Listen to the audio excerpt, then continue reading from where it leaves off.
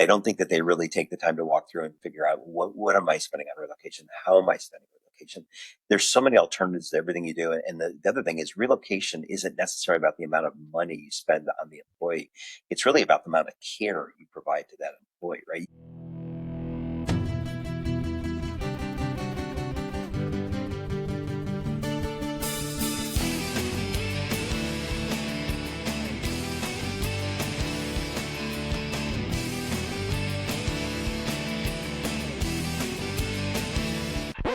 Welcome to Backstage Pass with the HR Rockstar, the show that pulls back the curtain and cranks up the volume on the most pressing HR topics, from talent strategies and workplace culture to career pivots and leadership. Because in today's world, HR isn't just behind the scenes, it's center stage. I'm your host, Jay Arnold, and in the world of HR and talent, there are times you recognize top performers within the workplace, sometimes referred to as rock stars. This podcast combines my love of HR as my career with my experience of 10 plus years performing shows around Michigan and the Midwest in my rock band, chasing the dream of being an actual rock star. Join me as I sit down with rock stars in their fields to have fun, insightful conversations that keep the human in human resources. Together we'll disrupt, innovate, and amplify the future of work. So grab your pass, turn it up, and let's make some noise. Joining me today is Kline, growth and transformation leader who has spent decades in the employee relocation and talent mobility space. We discuss his book, Unpacking Employee Relocation, and talk about how to provide the right level of service to your talent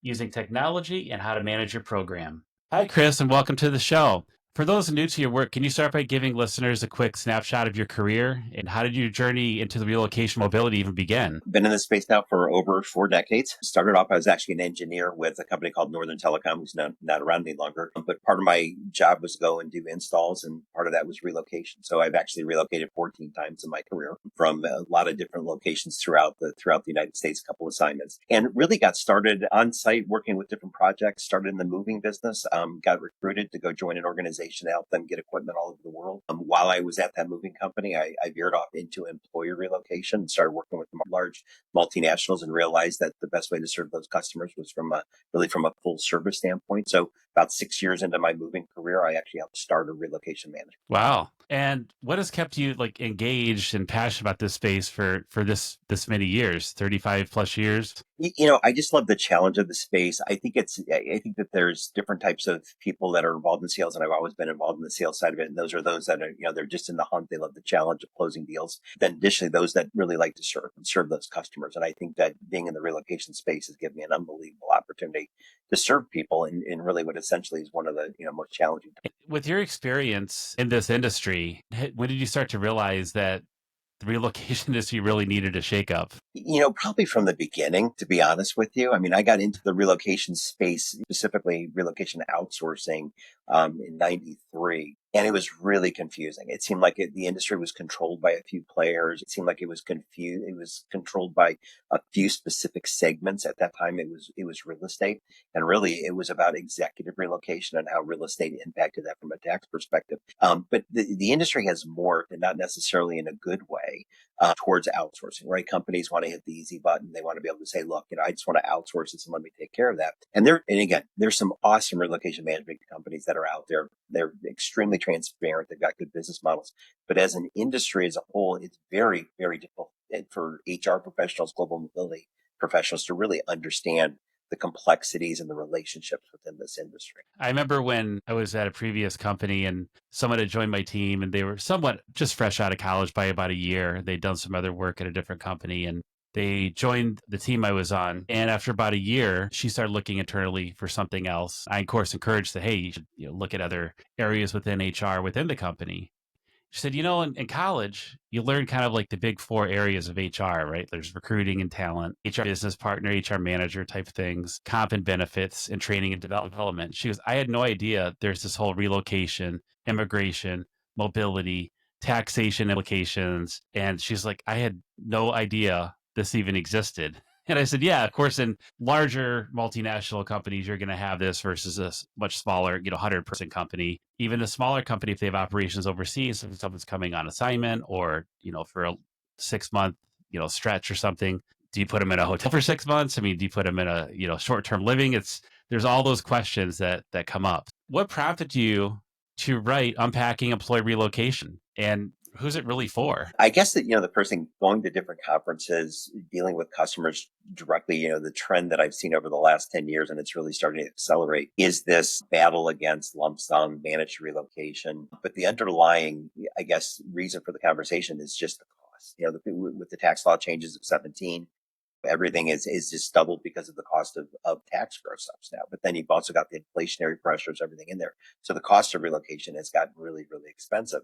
And at the same time, companies were starting to talk about, maybe our solution is just cutting back on the benefits that we offer to the employees. And, I've always felt that the individuals that are going through a relocation are making an incredible sacrifice for that organization. Now, a lot of people will look at it and say, well, they're getting a new job and a new position, but that family's not getting a new job and they're not getting a new promotion or whatever, and that family is trailing them and they're coming along on the relocation. And I really felt that before you start having the conversation around cutting benefits, why don't we start talking about doing things a little bit more efficiency? So the reason behind the book was really to kind of shine a light on a topic that is just, if you go to a conference, if you hear everybody, I love the Mark Twain quote, everybody sits around and talks about the weather, but nobody does anything about it. I kind of looked at that and said, everybody wants to sit around and talk about the lack of transparency in our industry and the costs associated with it. I thought, you know what, I'm just going to write a book about it. So that was the motivation behind it. I think transparency is key on so many topics and issue and in today's environment, whether it's corporate relocation, hiring practices, salary transparency. There's a number of states with those laws. The more transparent, when you do business with someone, you want it to be a meaningful and positive approach. And if you're not transparent from the start, well, how's this going to go? And That's everyone exactly knows right. every business has to make a profit or that could be in business long. Just being as transparent as possible, I think really goes a long way. You had mentioned that, relocation is make or break for employee retention. Give maybe some examples because you just said, the family's trailing. And I always heard if the family is miserable from day one, it's not going to be a great assignment. That can change everything. I think where companies get it wrong is the first thing that people do is they immediately look at a cost data report and go, oh, wow, this is what we're spending on relocation. And I don't think that they really take the time to walk through and figure out what am I spending on relocation? How am I spending on relocation? There's so many alternatives to everything you do. And the other thing is relocation isn't necessarily about the amount of money you spend on the employee. It's really about the amount of care you provide to that employee, right? You can provide a lump sum for $2,500. I've seen programs like that, $2,500, but they integrate a destination service concept where you can get information about the new community. You've got a host that will help you understand what's going on within the area that you're moving to.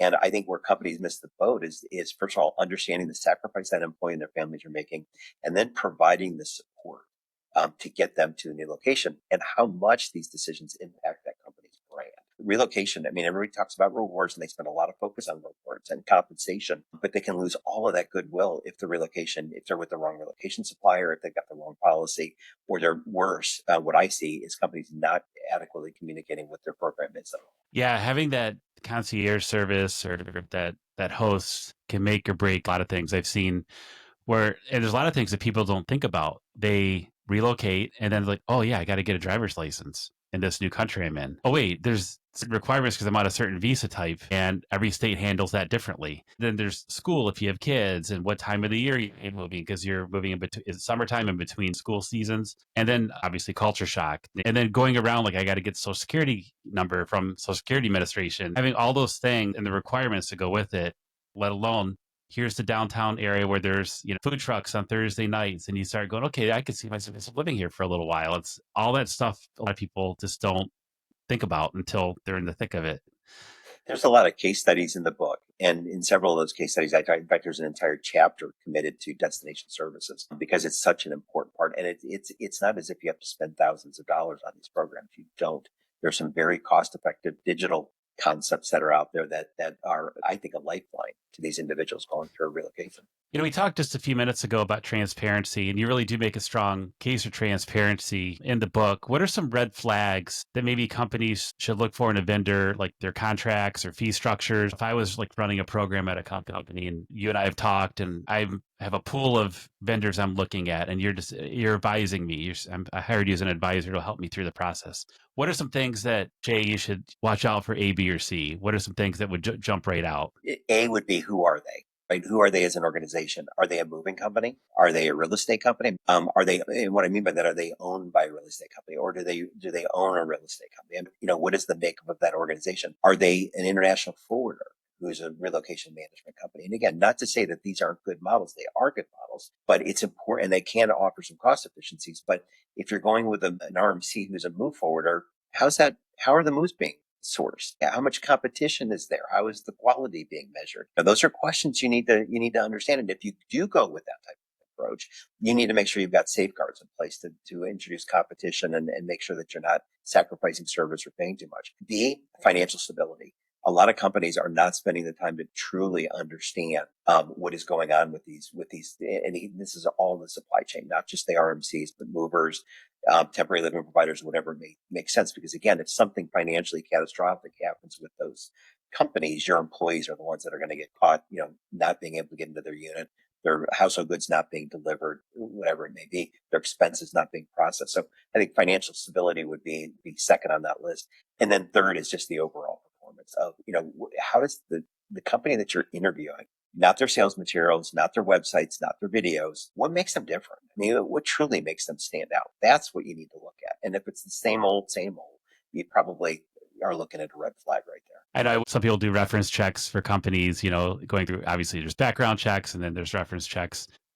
And when people leave apartments, they're renting an apartment or a home, they might say, do a landlord check and one of the things I heard was don't interview the landlord that they're currently at, interview the one the time before, because the landlord might want to get rid of them. They'll say anything. So the same thing with a company. You wish that you could interview a number of their clients from the past. They might not be so keen on turning over client lists or something for obvious reasons, but you think, let me talk to someone who used to a year ago, how everything took course, over the last year versus the last month. Funny story. I was talking to somebody in procurement one time and I was successful. We won the deal and I got to know the person really well. And I said, I always wonder why you ask for references since, companies don't give bad references. They're only going to give their good references out there. He goes, oh, I'm not talking to the references about you. I'm talking to the references about your competitors. So when I go, they were with somebody before you, right? Before your company. So, I would talk to them and say, well, what do you know about Chris's company? Blah, blah, blah. And then they would go in and say, well, what about this company? And what about that company? And they would actually triangulate the references. So then they would say, oh, I was with the ABC company and I fired them because they were awful. Well, that's one of the companies that they had on their list. So that's what they were using reference checks for. We're in a housing shortage right now for sure in this country. And the way they were building them out, there was obviously a decline in home builds during the Great Recession in 08, 09, going in and out of COVID where home prices spiked. People decided they're going to live somewhere else, or it accelerated a lot of things. So with fewer employees selling homes, how should mobility programs like adapt their benefits just on that alone? I mean, if I listed my house where I'm at here in Metro Detroit today, I'm very confident I'd have an offer by the end of the week. But if you're saying I'm going to help a client and they're going to relocate and they see this home for sale, it'll be gone. So, and they're still trying to get their paperwork together of when they're going to start. So how does that work? I think the first step is make sure you're taking advantage of all the possible benefits you can. So as an example, a tax protected home sale program, if you're helping an employee, tax protected program helps it, right? It's going to save gross up savings, but also gives them essentially a safety net offer. So they can sell it, get out of that house, and now they can go buy. They have date certainty. So date certainty is certainly important. The other thing is the employee shouldn't be waiting to get their paperwork in order after the house. They should be getting their stuff in order before the house sells, getting pre-qualified, getting, understanding the market. The company should be spending the resources to get them to support it, finding the new, whether it's rental or it's a home purchase. But all of it is about being proactive in the entire process. And then also working with that employee to make sure that they got the proper support from a house hunting standpoint, again, if they're renting, getting a rental consultant to help support them through the process. A lot of companies say, well, we don't pay for rental assistance. I mean, that's $1,000. It's like, well, if you move that same employee and they were a homeowner, you'd be spending tens of thousands of dollars to get them moved. So if they're not a homeowner, they're a renter. Why not support them from a rental assistance standpoint? The reality is there are homes out there, but you've got to be very diligent. You got to make sure that you're aligned with your pre-approval and everything else to get started. Looking at technology in this space, how can tech and automation really improve the relocation process without losing that human touch. Is there anything you're seeing on your side? Yeah, I think it starts. I mean, I don't think there's a hotter topic right now than AI and how it's going to impact, everything, not just mobility, but how technology is going to implement it. We haven't gotten the fly concept yet. We can't move household goods with a machine or people with a machine. They still have to physically be moved, right? Right, you want to go. You want to go walk a place before you rent it. Those kind of things haven't changed. But from an automation standpoint, there's so many customer service people that are spending their time doing data entry. I'm going to talk to Jay today about his relocation, and I'm going to onboard him. Jay, are you married? How many kids do you have? When are you going to be looking to move? Have you looked at areas? And you're going to give that information to your relocation consultant. Then you're going to give it to the mover. Then you're going to give it to the realtor. Then you're going to give it to the realtor at destination. Then, on and on and on and on. So really, when you think about, and these are some enhancements that I've seen with some of the platforms out there, is, they're initiated through Workday. The initiation comes through. You've already got the family size. You've already got start dates. You know where they're working at. You know where the work location is at. That pushes over into an application. So you've already started to build that profile.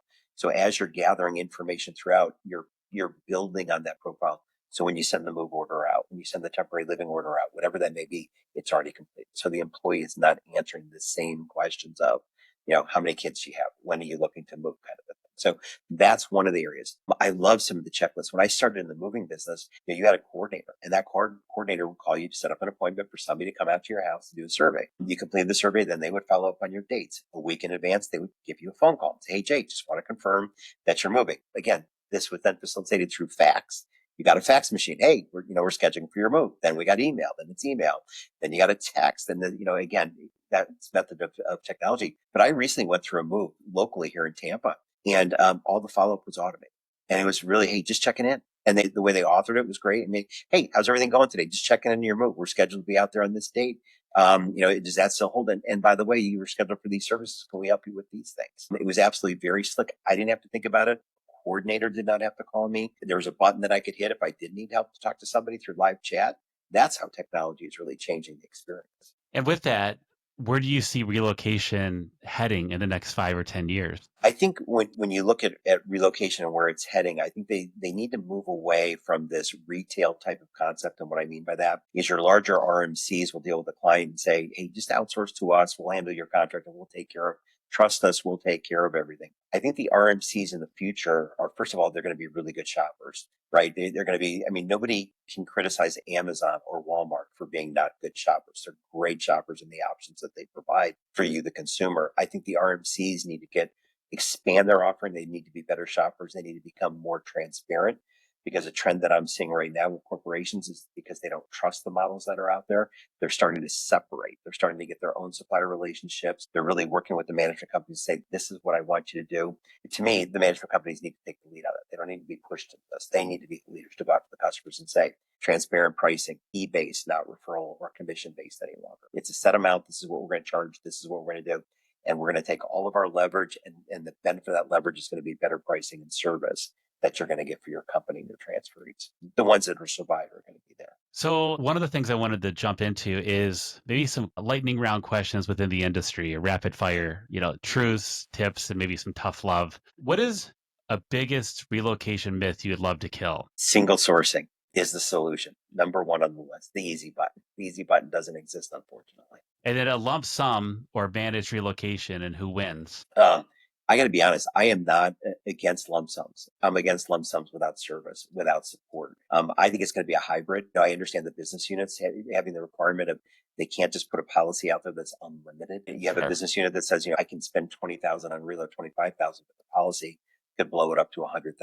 So the business units want some certainty to be able to say, this is my budget. But at the same time, giving that employee the opportunity to spend that money that best suits their needs, but then also giving them the support to be able to make those decisions and get access to quality suppliers. And, if someone's watching this, they're listening while they're driving, they're heading into the office, and they're an HR leader. What is one question every HR leader should ask their mobility vendor tomorrow after hearing this? It's a two-part question. Number one is, if I was to talk to one of our relocating employees, what would they say about their experience with your company?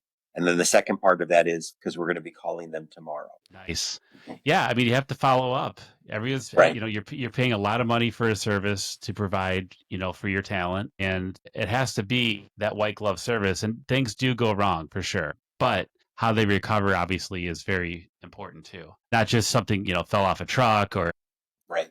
there's a delay because there's, bad weather somewhere in the country or obviously COVID. There was a lot of delays for a number of things. So, and the supply chain issues, If you look at that makes a lot of sense. So, Yeah, I was going to say, if you look at a trend that I started to see late 24, is I was involved in some, what you would call pre-RFI sessions with customers, more discovery. They were going to learn about my company and I was going to learn about them. And there were two companies late 2024 that actually invited transferees to that meeting.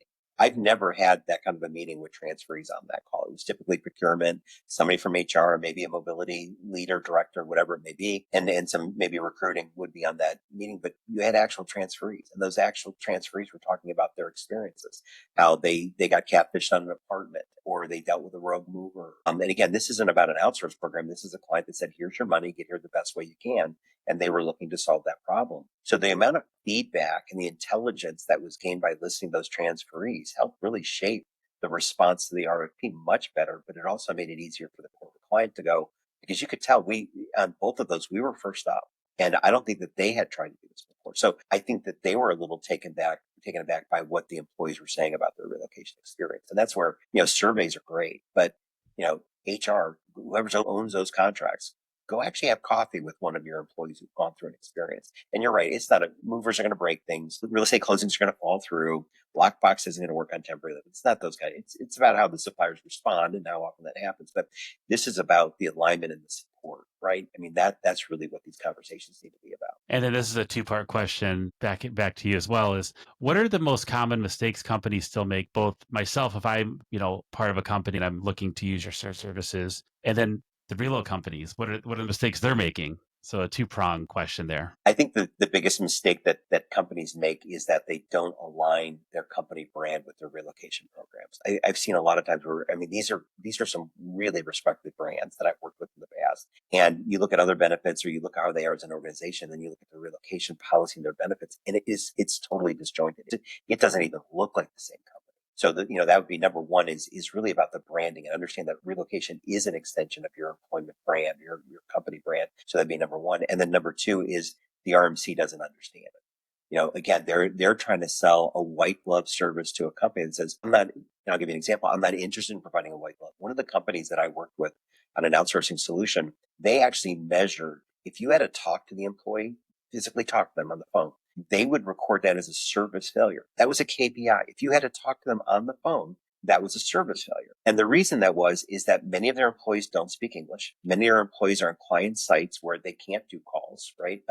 So you've got a language barrier, you've got a timing issue, and they had worked with us to design an application that could facilitate everything through live chat, through an onboarding process. So they actually measured this and said, hey, this is great. When we went through the RFP process, there were companies that were selling a concierge service. And they're like, we don't. And again, you might look at this and say, wait a minute, doesn't everybody want a concierge service? Not for this population.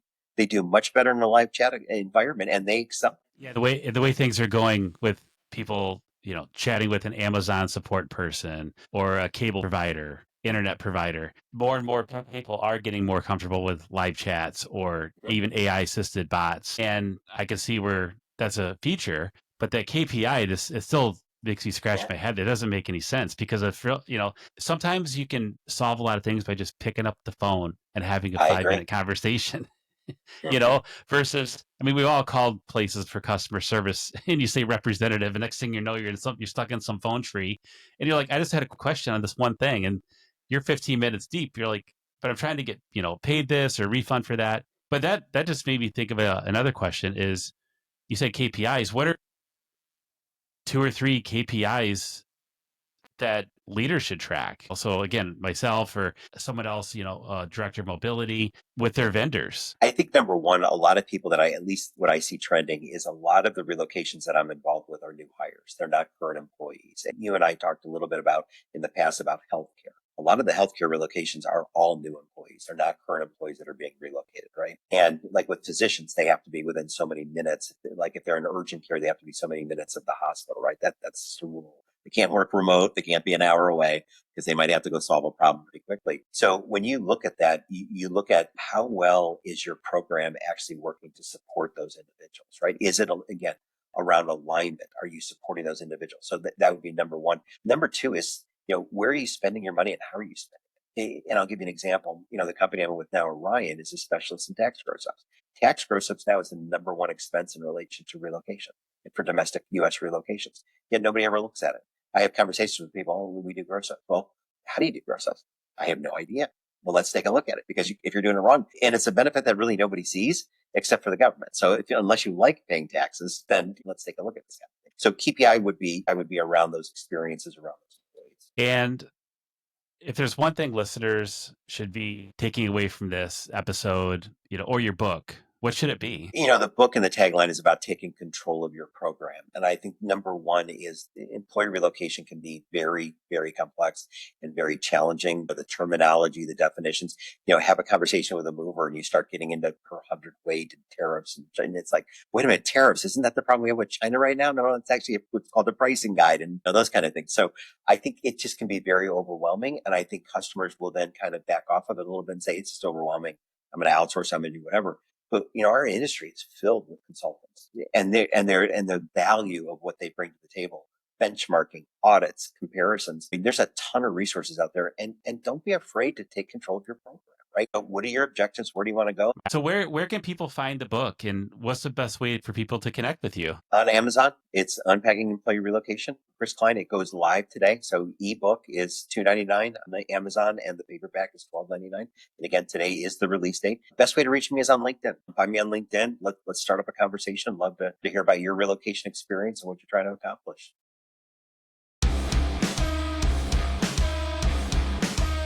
One thing I'd like to do is jump into what I call the encore section, where we can keep the human resources. If you were to share your Spotify or Amazon Music playlist, what are some artists we would find? I think probably the most common ones, and I don't know how well known these are, but some of my favorite groups are actually Christian contemporary music. So Casting Crowns is a great band. Again, I love their music. I've been to their concerts before. Anybody that saw the movie Unsung Hero, it's about their journey to the United States from Australia, and they're just an unbelievable band. And I welcome anybody to look at those venues. But that's typically what you're going to see. Crowder, wearing Crowder for your show T-shirt today. So yeah. And what is a guilty pleasure of yours? Food, TV, whatever comes to mind. So when it comes to food, it's beer. I love beer. I lived in Colorado for 10 years before I moved to Florida. And one of the disappointing things about moving to Florida is I thought, well, the beer scene's not going to be that great. Unfortunately, I think the beer scene in Florida might be better than it was in Colorado. So it's not good for my waistline. That's for sure. Yeah. Yeah, Colorado's definitely known for those breweries and stuff. I didn't realize that about Florida. So Interesting. And what is a fun fact or unique fact that people may not know about you? From a relocation perspective, I mentioned that I started off in the moving business, and one of my customers was NASA. And one of the projects that I worked on was actually moving the robotic arm that was in the space shuttle. So when you saw it on the news, and it would go out and they would grab something and would bring it back in. I actually shipped those arms from NASA to the final assembly. Wow, that's very cool. Yeah. Very cool. What is the last show you binge watched, one of the streaming platforms? 4 Seasons with which is on, I believe it was on Netflix, which is a remake of the Alan Alda movie. And it's Tina Fey is in it, and it was enjoyable. We binge watched that. Yeah, I just saw the preview of that, and I think Steve Carell's in it and some other people. That's fun. If you found value in today's episode, please be sure to like and subscribe and keep rocking at HR Excellence.